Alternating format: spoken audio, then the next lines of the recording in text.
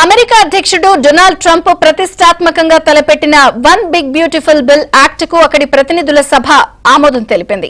ప్రభుత్వ వ్యయంలో, సబ్సిడీల్లో కోతలు, వివిధ పన్నుల్లో భారీ స్థాయిలో మార్పులు తలపెడుతూ ట్రంప్ యంత్రాంగం ఈ బిల్లును రూపొందించింది. అమెరికా కాలమానం ప్రకారం ఈ బిల్లుకు మంగళవారం సెనెట్ లో బొటాబొటీ మెజారిటీతో ఆమోదం లభించగా, గురువారం ప్రతినిధుల సభలో అనుకూలంగా 218 ఓట్లు, వ్యతిరేకంగా 214 ఓట్లు వచ్చాయి. అధ్యక్షుడి సంతకంతో చట్టం అమల్లోకి రానుంది.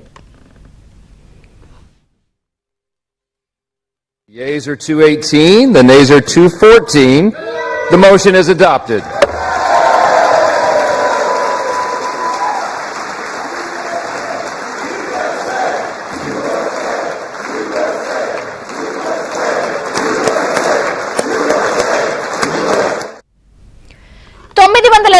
పేజీలతో కూడిన బిగ్ బ్యూటిఫుల్ బిల్ చట్టంలో ట్రంప్ యంత్రాంగం చాలా కఠిన అంశాలే చేర్చింది.